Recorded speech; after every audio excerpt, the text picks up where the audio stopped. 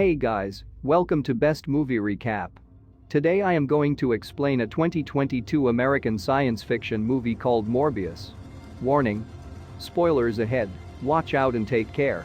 Today's movie starts in the middle of the jungle in a cloudy place called the Hill of Death in Costa Rica. We see a helicopter heading to this place, and after that, a team of scientists led by Dr. Michael Morbius arrive at a cave. He orders the soldiers to set a trap at the entrance of the cave, then he steps forward, wounds his hand, and holds it out as a swarm of bats begin to fly out, drawn to his blood. The rest of the men get scared and they retreat back to their helicopter. 25 years earlier in Greece, we see the young Michael, who suffers from a blood disease, living in a shelter for disabled children under the care of Dr. Emil Nicholas. The institution he lives in welcomes another child with the same disease. The child's name is Loxias, but Michael refers to him as Milo due to the last kid who was there. They were looking out the window and Michael warned Milo about the children outside because they usually insult all the handicapped kids. After some chatting, Milo's machine starts to falter and he almost passes out. But Michael uses a spring from a ballpoint pen to fix the machine and revive Milo. Nicholas expresses his astonishment at this and said, "It took a team of scientists to build that machine, and you fixed it with a ballpoint pen.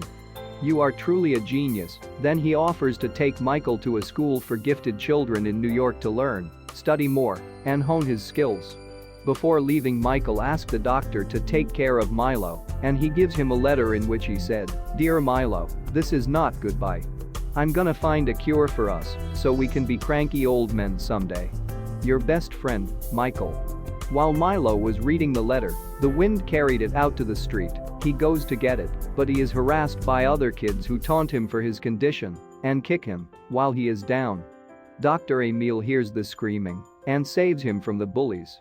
Back in the present time, Michael Morbius completed his doctorate at the age of 19 and he quickly established himself as the world's leading authority on blood-borne diseases. His development of artificial blood has saved more lives than the penicillin.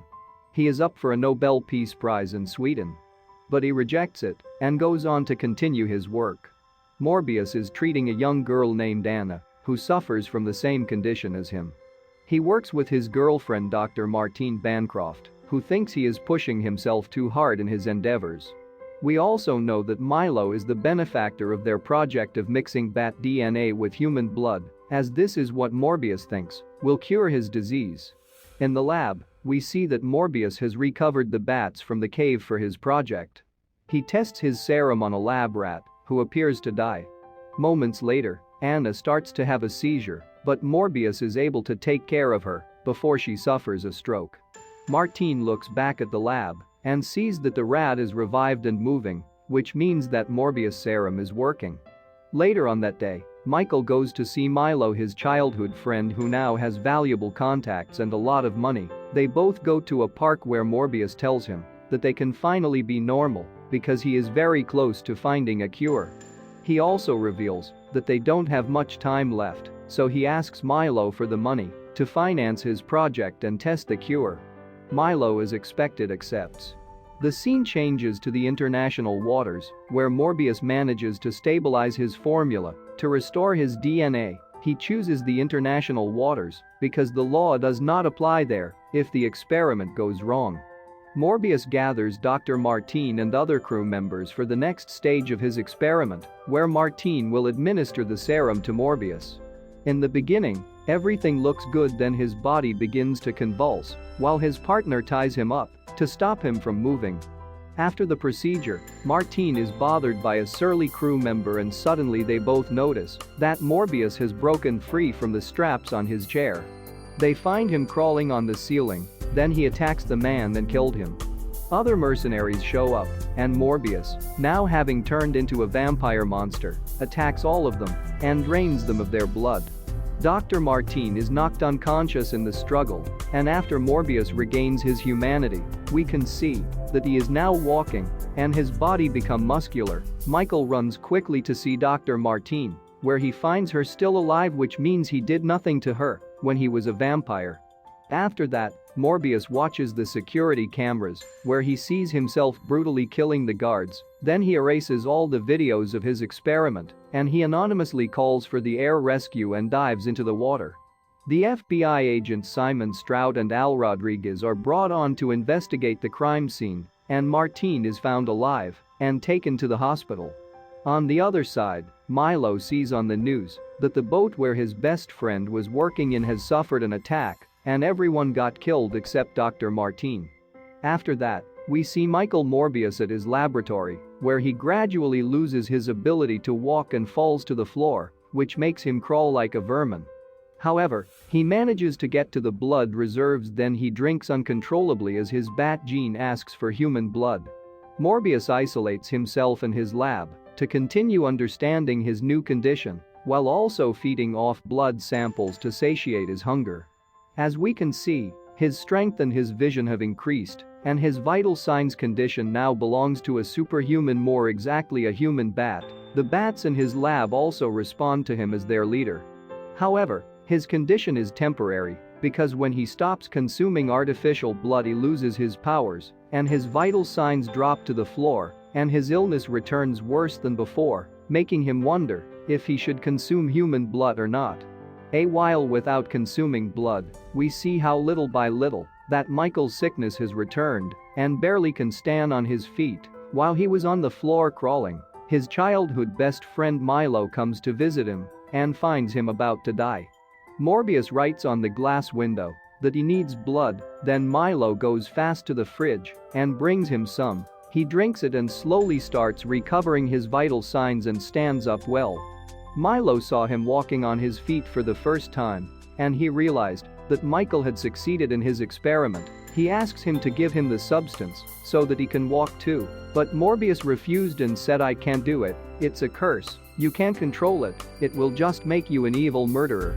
Obviously, Milo gets angry from Michael because he supported him from the beginning and financed his expensive project, and now after finding the cure he refuses to share it with him. While leaving, Milo takes one of Morbius's vials. On the other side, Dr. Martine finally woke up from the coma. Then the two detectives visited her to know more information about what happened there on the boat, but she refused to share any information, claiming that she can't remember anything. After that, we see a nurse alone in the hall. The lights start turning off, which makes her scared. She tried to run away, but suddenly she is attacked, and all her blood is consumed by a vampire. The next morning, we see Michael sleeping next to Dr. Martine's bed. After waking up, he hears some people talking about the nurse who got killed. Morbius thinks it was him who killed the nurse last night, but he doesn't remember it, so he decides to escape. As he does so, the two detectives stop him and ask him questions about what happened on the boat, claiming that Michael was looking for a cure to his illness during his entire life, and the international water is the best place for his experiment.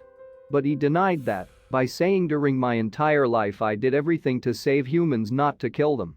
With his super hearing, Michael knows that the detective is going to arrest him, so he quickly frees himself with his super strength. Then he ends up climbing brutally up a building. While police try to shoot him, he reaches the roof where a gust of wind stops him, and then he is caught by the detective Roman.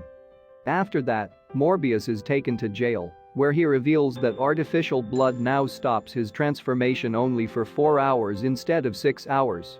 The two detectives join him, and they start questioning him about the nurse's death as he is being framed for her murder, but Michael tells them that he remembers nothing. Also, he needs the artificial blood, otherwise he will become a monster. After that, Morbius is visited by his best friend Milo, who tells him that he must escape by any means because he doesn't believe that he is guilty of those deaths. Then Milo leaves him blunt and walks out without using his cane. At this moment, Michael realized that Milo took the serum for himself, and he's the one who killed the nurse. After that, Morbius drinks the blood that Milo brings it, then starts to break the concrete of his cell with blows until escapes out of the facility. He reaches a tower in his vampire mode, and by using his bat geolocation and his super hearing finds Milo, who was talking to a newspaper vendor, but then kills him and drinks his blood. Morbius runs fast to the location and find Milo, who attempts to convince Morbius to join him so they can give in to their newfound powers. But Michael refuses and offers to find a cure for them, while Milo wants to keep these new abilities since he can finally walk, and he doesn't mind drinking people's blood. He pushes Michael and then tries to escape. A very dramatic chasing followed all the way to the basement of the subway, where they both fly and crash in front of others. Police show up to arrest them, but Milo kills them all and sucks their blood, transforming himself into a vampire. With this new strength, he tried to kill Michael, who refuses to fight him. At this moment, Morbius accesses a kind of ultra instinct, seeing everything in slow motion. He then used the air currents to fly in front of the train and escape from Milo. After Martine is released from the hospital, Morbius finds her and explains his condition to her and how he has to keep it under control before he surrenders to his bloodlust like Milo. He asks her for some lab stuff so he can find a cure. While they were having tea, Morbius hears some young men giving counterfeit bills to the girl of the coffee. He then used his super hearing and follows these counterfeiters to their lab. He scares them away and takes the lab in order to continue working and develop a compound to undo his vampirism, even though it will kill him. Meanwhile, Milo was enjoying his new life. He goes out to a nightclub where he finds a beautiful girl, but unfortunately, a rude, aggressive guy interrupted him, then push Milo and order him to leave. He get angry and leaves the nightclub. Outside, Milo follows the guy and his friends down an alley where he kills them all. After that, he visits Dr. Martine and asks her for the location of Morbius, but she said, "I don't know anything about him." Then she meets Michael in his new lab where he was working on the cure. Martine accidentally wounds her finger and Michael starts to transform into a vampire, but Dr. Martine manages to calm him down. Then she asks him, how does it feel when he drinks blood, to which he tells her that it feels great, but it awakens something inside him that only wants to hunt and kill more people. Then the two kiss each other while Milo watches them from a distance. On the other side, Stroud and Rodriguez find the core of the three guys who got killed. They see surveillance footage showing Milo's face, making them realize that Morbius is not their killer. After seeing this on the news, Nicholas goes to visit Milo and speak to him, but Milo argues that Nicholas always saw Morbius as his favorite son. Then he attacks Nicholas and leaves him gravely wounded. Meanwhile, Morbius creates a lethal substance which will be used on Milo and himself to stop them from consuming blood. Dr. Martine refuses this procedure because it may kill him. At this moment, Morbius receives a call from Nicholas. He tells him that Milo left him badly wounded and he wants to see him before he dies. However, by the time Morbius arrives, it's too late because Nicholas was already gone. Michael is later called by Milo, who has kidnapped Martine. Morbius reaches her, but she is also seriously injured by Milo. She lets him take her blood to go after Milo, but a small drop of his own blood falls into Martine's mouth. Morbius becomes more powerful as he goes to face Milo. A great battle followed where Milo takes the lead because he is stronger due to his consumption of human blood. Milo beat Morbius and manages to wound him very badly, but before finishing him, Michael screams in a brutal way, and with this scream, a swarm of bats comes to help him surround Milo, which give him a chance to approach his brother and inject him with the compound. Milo starts to die, but remembers that Morbius gave him his name. Morbius stays by his brother's side as he dies. After that, Morbius, who is surrounded by bats, flies off into the night, while Martine appears to reawaken as a vampire since she tasted Morbius's blood. In the post-credits scene, we see the multiversal rift from Spider-Man No Way Home open up, and Adrian Toomes ends up in this universe.